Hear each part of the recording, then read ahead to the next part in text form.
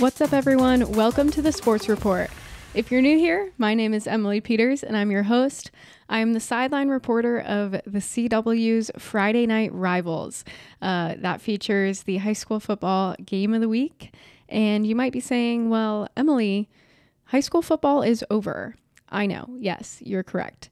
We have been playing catch up. I have conducted some interviews with the head coaches, and now I am playing catch up and playing them for you. Which brings me to today's guest. We have Quintin Lewis from Rickards High School. Now, I mentioned I'm the sideline reporter, and my role most of the time is to tell stories. The play-by-play, he, of course, calls the game. The analyst breaks down the plays, and I'll hop in there every now and then to tell you guys a story. That's, of course, in addition to any sideline updates such as injuries or real-time interviews with coaches during halftime. But that's not necessarily where the research comes in. The research is based on stories. And my favorite two stories from the Friday Night Rivals season this year were from Coach Lewis from Rickards High School. He tells me all about their connection with the Dead Sea, and also one of the most dynamic playmakers in the country. He has offers from nearly every Power 5 school. His name is Jalen Wiggins, and he is not just, a football player. He has many other talents. He is an incredible scholar, and just, my two favorite stories from the entire season came from Coach Lewis. So I am extremely thankful that he shared these stories with me. I am extremely excited to share them with you. If you missed the broadcast, I told both of them during them, but it's special when you hear it just directly from Coach, because he cares so much about this team. They did go 3-7, but it doesn't reflect what this team was capable of, the talent they had, and what Coach Lewis does for these kids. So I'm going to go ahead and play that for you. I hope you guys enjoy it as much as I did. Here is Coach Lewis from Rickards High School.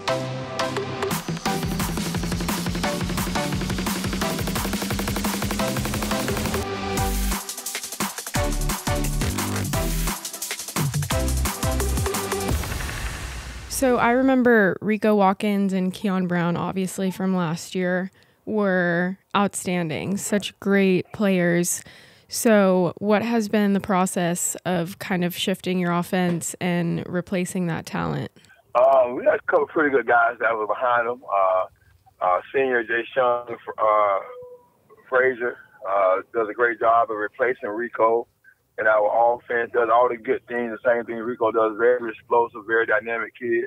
So he's one that we lean on to. And then Kamarian Battles, our running back, he does, we're kind of shift a little bit from so much pass-oriented to more run-focused in that sense, because he, I think, is our best offensive threat. Gotcha, yeah. I definitely wanted to talk about Kamarian Battles because he's phenomenal. How does he impact a game? He can do every way. He can run the ball. He blocks well. He got a great football IQ, and he's great in the passing game. So you'll see this Friday we're using a lot more in the passing game also. Just try to get our best players on the field. So he'll run the ball. He'll linebacker receiver, and do some other things. Take a couple snaps also just within our system. So if I were to get him the ball, we went through a little skid against Gaston County and Navarre. And really got more run focus the last week to try to make sure he gets the ball in his hands and he gets the touches he needs to be successful. So he'll have about 20, 25 touches this Friday versus Charles. Yeah, he's very special. I felt like almost frustrated for you guys because I know it was a 4-7 record, but there were some tight ball games that I feel like could have gone the other way. So what I guess has been kind of the process for taking those closer games and kind of turning them in your direction? I think we're still working on it. We're still talking about finishing. This how to be stronger in the fourth quarter than we were last year. We were very young last year. We have a very good senior class, but everybody was young. And again, we're young again. This kind of what our COVID year was. Our seniors didn't have a JV season, so we don't have a lot of them. So we're very young, and it's just getting a young player to learn how to finish a game. no matter whether they're up or down, how to keep fighting, how to stay focused, how to continue to execute. It's that kind of focus. So we try to put them in those situations in practice so they have to finish practice the same way they start practice. And we've been getting better at it. But as they mature and get older, that phase of the game becomes easier and better for us. And you mentioned kind of in that fourth quarter when you're talking about, okay, we need to finish this. What are you saying to your team in the huddle? Focus. I think our biggest thing is focus. We know what we're doing. We know how to get it done.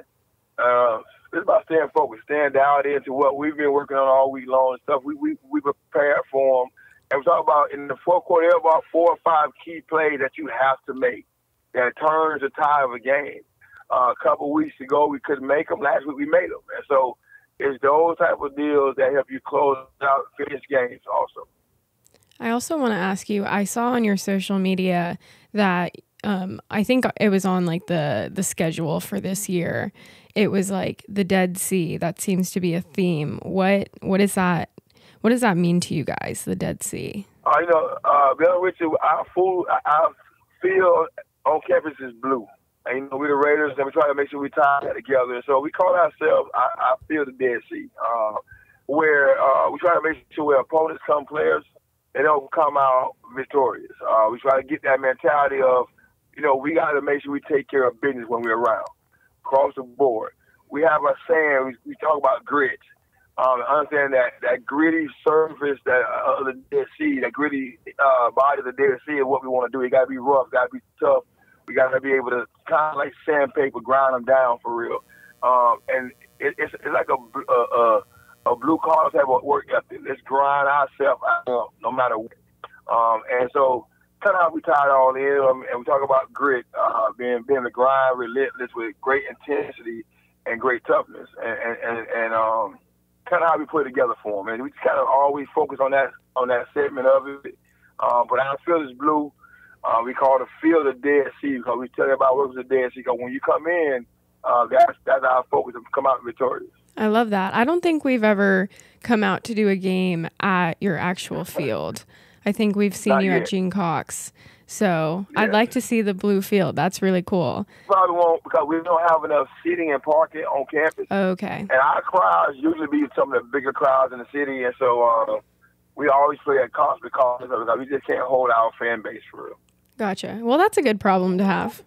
Yeah, we played a smaller out-of-town team. Like, we'll play Arnold there because they're not going to bring a big crowd. Mm-hmm. So we'll bring Arnold there and have homecoming then. But at those times, we really allowed to really play on our field for real.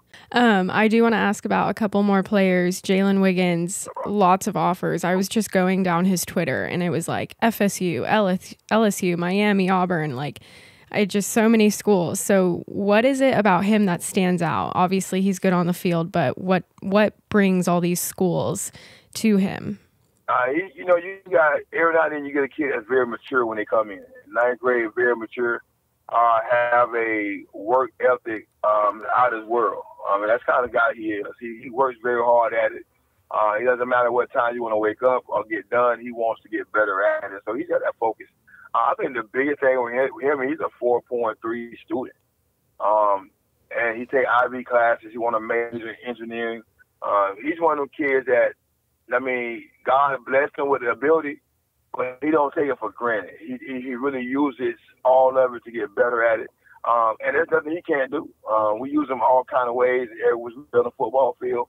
He's a very talented football player, but he's also a great leader. He's one that embodies all his players and makes sure everybody does everything the right way. He's the one that picks guys up. He drives to school. He picks guys up where they don't have rides. He makes sure that they all go out and eat together, have that team unit type of deal. So what it is he is a true leader. And when you're a true leader, and you have the work ethic of a true leader, guys follow and good things happen to those guys. So he has offers from everybody that he really wants. And, his future's going to be bright. There's nothing that he cannot do. And no matter what school he's at, he'll be the same type of kid. That's one for kids raised correctly. But he's special now. He played defensive end for us. Got offers from every Power 5 school in the country just about. Really the loyalty for his teammates and stuff is what makes him great. And them guys just play for him because he works so hard. Yeah, I mean, you mentioned the offers, and that's exactly what stood out to me. And that's why I wanted to talk to you about him, because I'm like, there has to be something else other than his talent that's standing out, you know? Yeah, I made a post like in January one day, and it went viral. I took a picture of him in the basketball game. We're playing against Guy. That's our biggest rivalry. The stadium is full of people. He had just had 5 a.m. workouts with me by himself. He did afternoon workout with the football team, with the baseball practice. Had baseball after practice, batting practice. And then in the gym with all his teammates and friends cheering on, having fun. You see this kid with his laptop out doing homework, and the biggest game of the season.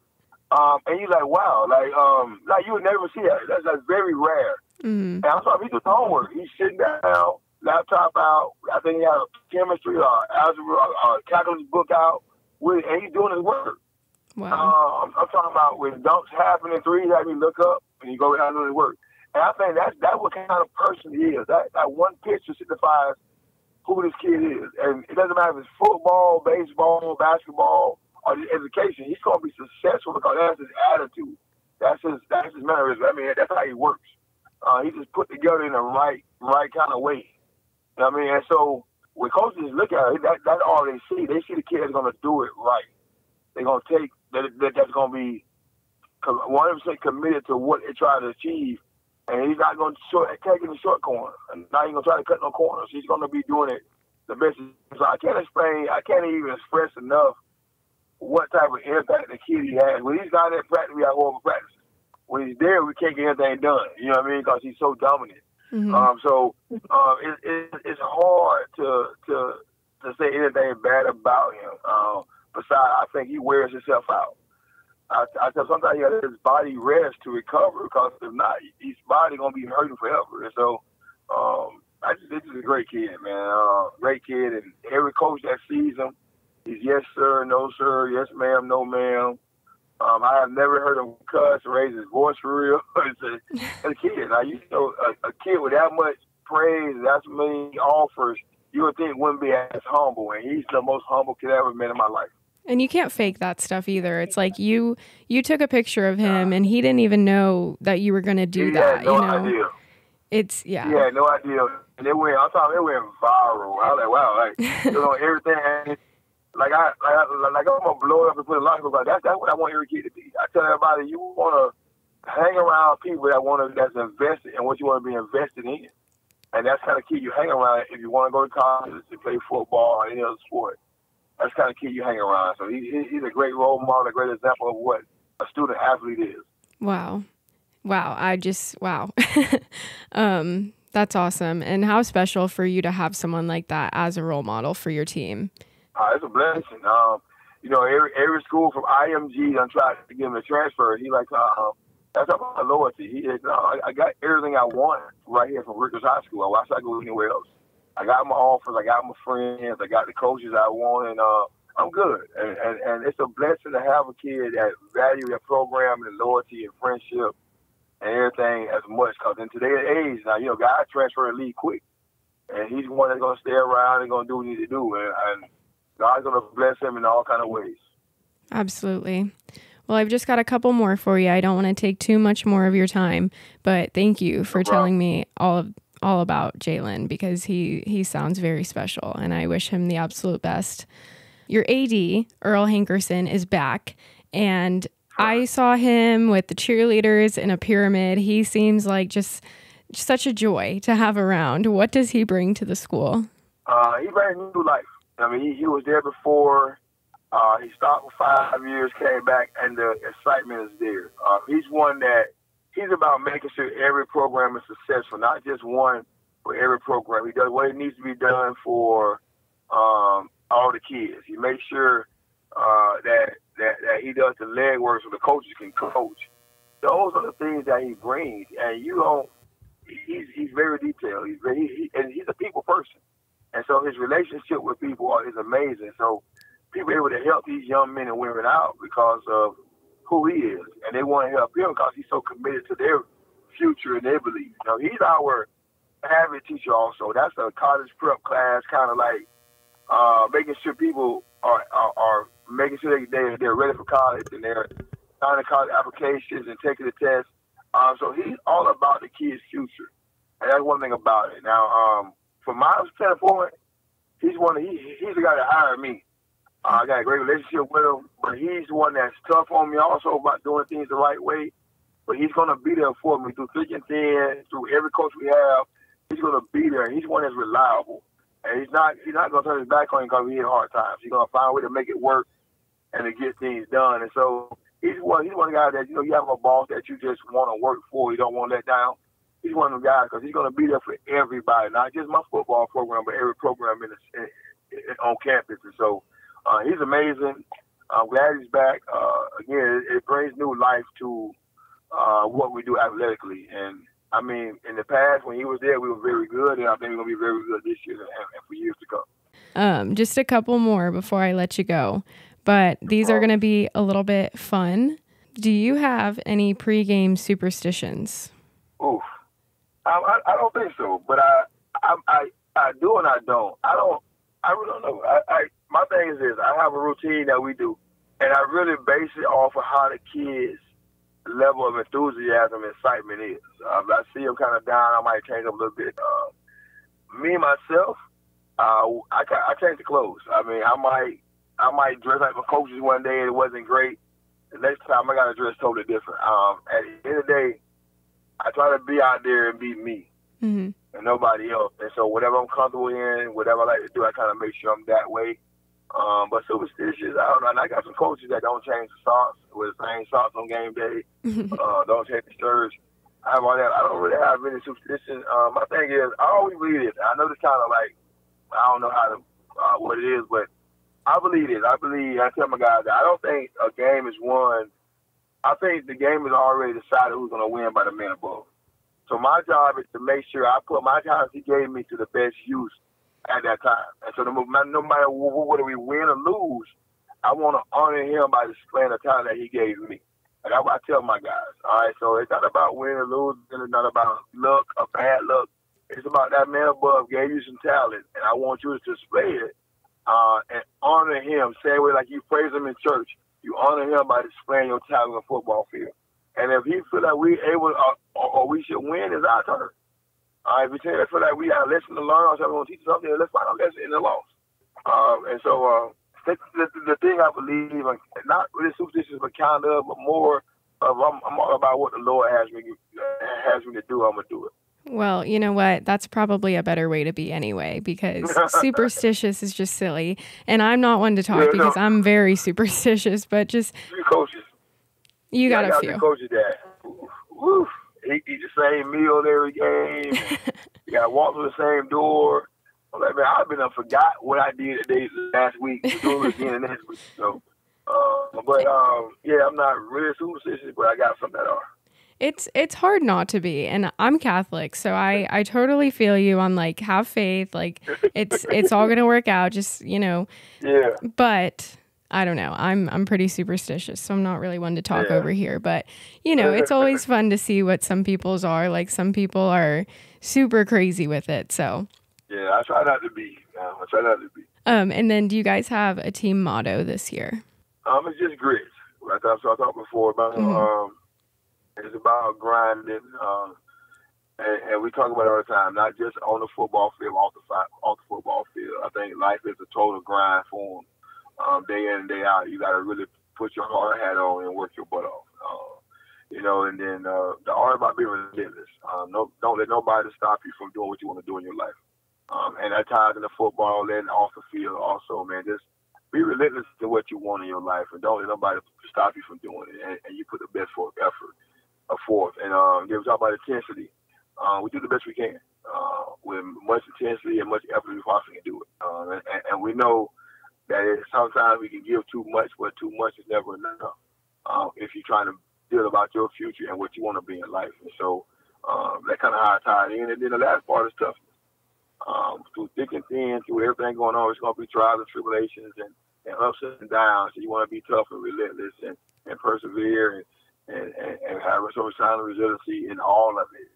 So just don't give up. Just be tough in every moment of it, because at the end of the day, like I said before, I feel like the Lord has a plan for us. And so you make sure that you don't make him mad or, for lack of better words, piss him off by not giving your effort that you want to be or that he wants you to give. And so it's kind of how I believe in it, and that's how our motto is grit.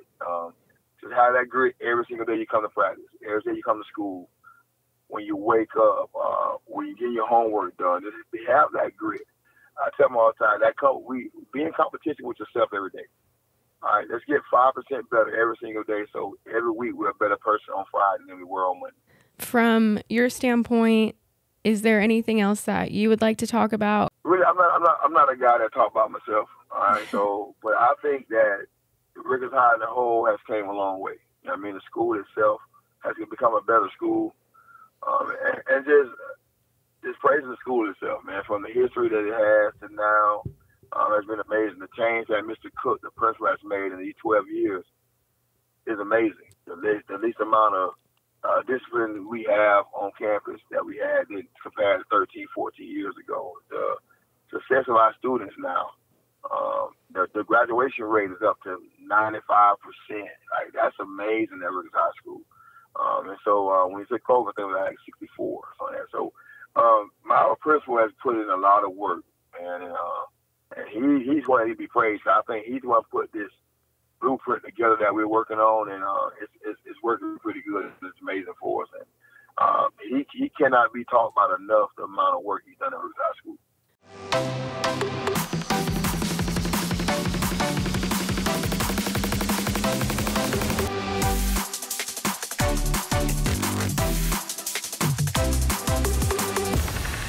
Okay, so I can confirm I spoke with their AD, Earl Hankerson, during both of their games, and he is such a joy to be around. He is so much fun, and he brings so much excitement to Rickards. I can tell that he cares so much about the team and so much about the school. So shout out to Mr. Hankerson, and also shout out to Coach Lewis.